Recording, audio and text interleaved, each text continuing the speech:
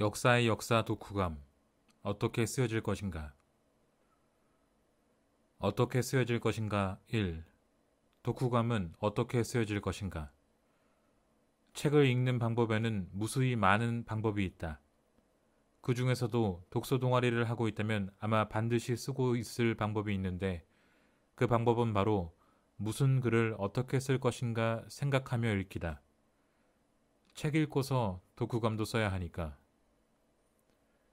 물론 개인 성향에 따라 책을 다 읽은 다음에 독후감을 생각하는 사람도 충분히 많을 것이다. 하지만 책을 읽는 사람임과 동시에 글을 쓰는 사람이라면 책을 읽는 동안 조금이라도 글을 생각했으리라. 무엇을 경험하든 사진을 찍는 사람은 거기서 사진을 발견하고 그림을 그리는 사람은 거기서 그림을 발견하고 음악을 하는 사람은 음악을, 글 쓰는 사람은 글을 발견한다는 말이 있으니까. 음악을 하는 사람 장기하가 일상 대화 속에서 음악을 찾아내는 것처럼 나 또한 글을 쓰는 사람이므로 무엇을 경험하든 책 한 줄 한 글자를 읽든 어떤 글을 쓸 수 있을지를 생각한다. 그래도 예전에는 책을 읽으면서 글쓰기 발상이 생각 안 나는 경우에는 그냥 그렇게 넘어갔었지만 이제는 나 또한 글을 쓰는 사람이므로 필사적으로 독후감을 구상하며 지정도서를 읽고 있다.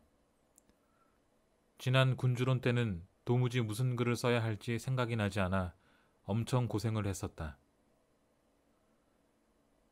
다른 사람들은 역사의 역사를 읽으며 어떤 독후감을 상상했을까? 나는 아래와 같은 내용에서 나와 비슷한 방법과 참고할 만한 부분을 발견하고는 글쓰기에 대해서 독후감을 써볼까 생각했었다. 그런 생각에서 발전해 우리 독서 동아리의 결성 과정을 본문에 소개된 여러 역사가의 문체를 빌려 써볼까도 생각했고, 하지만 그 구상이 글이 되는 일은 없었다. 초장부터 구상에 전력을 쏟았던 나는 이어지는 내용을 읽으며 오래전부터 갖고 있던 생각과 연관된 강한 영감이 떠올랐기 때문이다. 어떻게 쓰여질 것인가? 2. 어떻게 하면 역사에 쓰여질 것인가? 전민희의 판타지 소설 세월의 돌은 중학생 시절 나에게 지대한 영향을 주었다. 이 나이 먹고 올해 다시 읽어보니 다시 읽기가 어려울 정도로 지금 보면 좀 오그라드는 내용이지만 하여간 인상적이었던 부분은 주인공 일행의 장대한 여정이 시간이 지나면 누구도 기억 못할 정도로 잊힌다는 시구였다. 영웅들의 이야기마저 잊힌다면 하물며 우리들 개개인의 이야기는 어떻게 되겠는가? 지난날 한반도에 살았던 수많은 사람들의 웃고 우는 이야기, 잊혀진 이야기들이 높은 파도가 되어 나를 덮쳤다. 그래서 생각했다. 잊히지 말아야겠다. 역사에 남아야겠다고. 조금 더 많은 사람이 공감할 이야기를 해보자. 사람이 언제 죽는다고 생각하는가? 심장이 총알에 뚫렸을 때, 치료할 수 없는 병에 걸렸을 때, 맹독버섯 스프를 마셨을 때, 모두 아니다. 사람은 사람들에게서 잊혀졌을 때 죽는다 라고 오다 에이이치로의 만화 원피스 속 등장인물 닥터 히루루크가 말했다. 나는 원피스를 안 읽었지만 저 대사는 어떻게 알고 있다. 역사의 역사 본문에는 모든 것이 역사가 되지는 않는다는 내용이 있다. 역사는 과거 사실의 일부를 추린 것이라는 말도 있고, 그러면서 유시민은 종의 기원이 진화하는 진화론으로 다시 쓰여진 것처럼 누군가 역사란 무엇인가를 다시 쓰는 사람은 영생을 누릴 수도 있을 것이라 했다. 그 정도 업적이면 영원히 역사에 남아 기억될 수 있다는 말이다. 단적으로 말해 역사에 남으면 살아남고 그렇지 않으면 죽고 만다. 동물적인 생존 본능으로 세상에서 존재가 소멸되는 순간은 기억에서 잊히는 순간이라는 것을 머리에 각인했었다. 그날 그때 이후부터 이름 없는 인간 1, 시대나 공간 등에 따라 어떤 계층으로 합쳐놓은 존재가 아니라 나 자신이라는 개인으로서 기록되어 남기 위해 많은 일들을 했다. 특정 계층으로의 합산에 통합되어 사라지지 않으려 남들이 하는 건 안 하고 남들이 안 하는 건 했다. 될 수 있으면 업적이나 기념이 될 만한 일을 하고 될 수 있으면 기록했다. 어떻게 하면 역사에 쓰여질 수 있을까? 이렇게 살면 기록이 될까? 그런데 책을 더 읽어갔더니 그간의 노력은 가상했으나 방향이 잘못되었다는 것을 알게 되었다. 책에서 유시민은 모든 사람이 역사에 흔적을 남기지는 않지만 역사는 모든 사람의 삶에 영향을 준다고 했다. 명제가 참이면 그 대우 역시 참이다. 역사가 모든 사람의 삶에 영향을 준다는 말은 참인 것 같다. 그렇다면 모든 사람에게 영향을 주지 못한다면 역사가 아니라는 명제의 대우도 참이 된다. 후세에 영향을 주지 못한다면 역사에 남을 수 없다는 말로 나는 이해했다. 현재의 눈으로 과거를 기록이 아닌 평가하는 것. 역사가에 의해 서열과 순사가 결정된 것이 역사라고도 했다.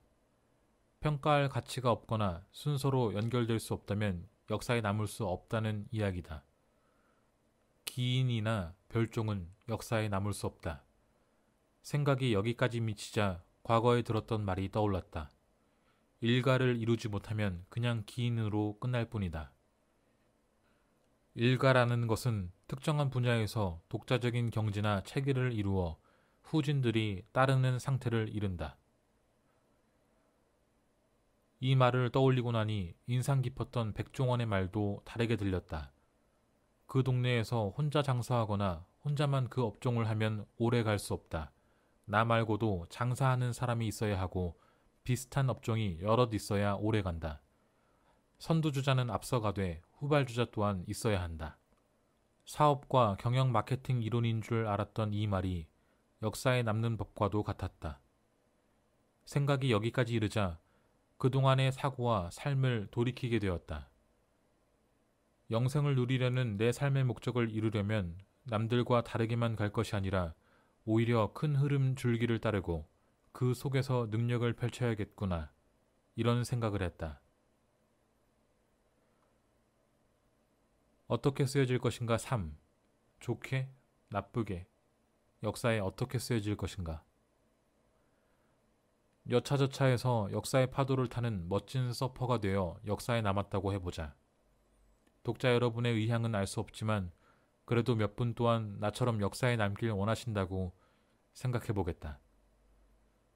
다들 아는 사실이지만 본문에는 이런 내용도 있다. 남다른 성취를 이루거나 빛나는 선행을 한 사람, 혹은 세월이 아무리 흘러도 잊기 어려운 악행을 저지른 사람들이 역사의 이름을 남긴다.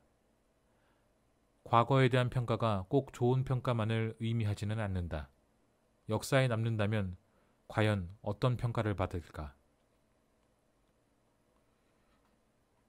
우리는 어떤 평가를 받을까? 그것을 선택할 수 있다면 우리는 어떻게 쓰여질 삶을 살아야 할까?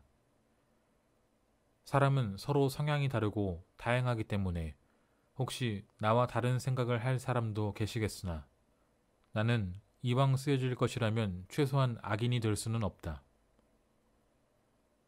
역사에 남을 것이라는 전제로 악인은 되지 않겠다는 생각으로 좀 빡빡한 삶을 살았다. 법규와 규범과 관습을 지키고 사회 도덕을 생각했다. 그럼에도 잘못은 하고 욕은 먹었지만 잘하는 것만 보이고 못하는 것은 보이지 않았다.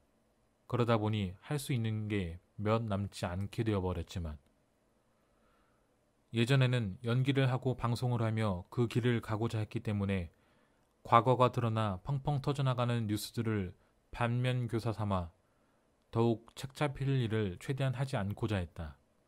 무슨 행동을 할 때 그것이 잘못이라는 생각이 든다면 누가 그 일을 할까? 잘못은 행하는 당시에는 잘못인 줄 모른다는 생각으로 지금 옳다고 생각해 하는 일이 훗날 언제든 잘못이 될 수 있다는 생각으로 살았다. 습관이 되어서 혹은 그게 마음이 편해서 오히려 힘들이지 않고 그렇게 살았지만 알고 보니 피곤했었다. 근데 덕분에 남다른 성취를 이루거나 빛나는 선행을 했느냐 하면 그건 아닌 것 같고 나름대로 노력은 했으나 차라리 악인도 되지 못한 게 아닐까 그런 생각도 든다. 그래서 더 마음을 다잡고 더 열심히 살아야겠다고 다짐했으나 어떻게 쓰여질 것인가? 4. 어떻게 이래도 기필코 역사에 쓰여질 것인가? 역사에 남는다는 게 의미가 있는 일일까? 여기서는 내가 좋아하는 그래서 책에서 만나 반가웠던 문장을 나 또한 인용해 보려고 한다.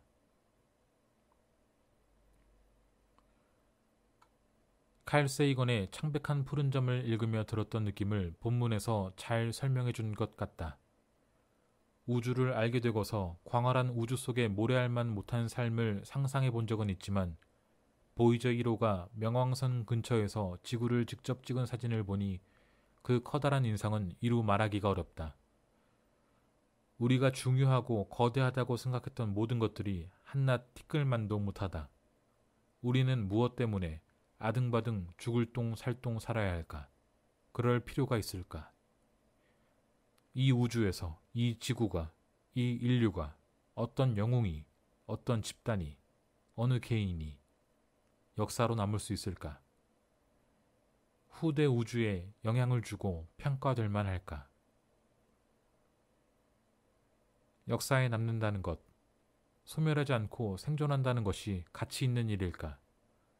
본문에서 인용된 사피엔스의 내용에 따르면 거대한 생존과 번식을 이룬 진화적 성공은 성공의 척도로서 불완전하다고 한다. 그 근거로 충격적이게도 10억 마리의 양과 10억 마리의 돼지, 10억 마리의 소, 250억 마리의 닭이 동원되었다. 그래서 그 내용에 동의할 수밖에 없었다. 행복과 무관한, 비참함을 선사하기도 하는 이 목적을 달성하기 위해 사는 것이 의미를 가질까? 새로운 정보를 만날 때마다 사고를 발전시킨다는 글쓰기 방법은 유시민의 논지가 변함에 따라 여기까지 와버렸다. 그 전에는 계곡을 따라 흐르며 바위를 만나면 부딪히고 넘어가고 돌아가고 절벽을 만나면 신나게 다이빙하다가 갑자기 망망대해로 들어와 버린 느낌을 받았다. 역사에 연연하는 삶이 의미가 없다면 그러면 우리는 혹은 나는 어떻게 살아야 할까? 나는 삶의 처음으로 돌아가 거대한 질문에 답해야 했다. 그런데 놀랍게도 책의 마지막에 가서 저자의 놀랍게도 놀라운 문장이 나온다. 보통 결론이라는 것은 앞에서 했던 이야기를 다시 하기 마련이지만 이 문장은 책이 다 끝났는데 처음 등장한다. 역사에 남는 사람이 되려고 하기보다는 자기 스스로 의미를 느낄 수 있는 인생을 자신만의 색깔을 내면서 살아가라고 격려했다. 내가 배우고 느낀 것이 독자들에게 온전히 전해졌기를. 후략할 것도 없이 여기서 책이 끝난다. 이후는 참고 문헌이다.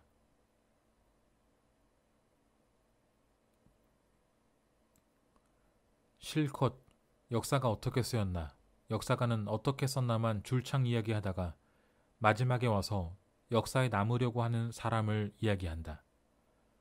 나는 이 책을 처음에는 잠시 역사서술과 글쓰기에 대해 생각하며 읽었지만 어느 순간부터는 어떻게 살아야 하나를 생각하며 읽었다.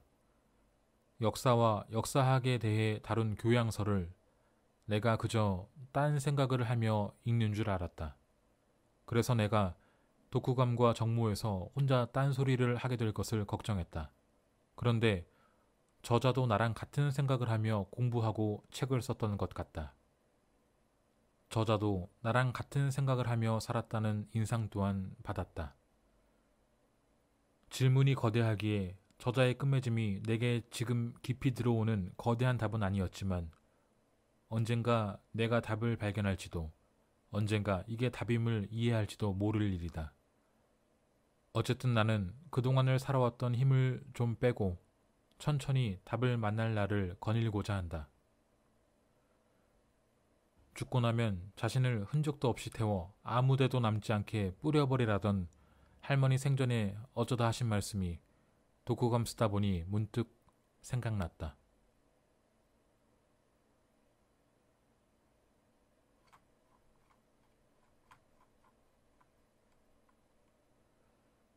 역사의 역사, 독후감, 어떻게 쓰여질 것인가?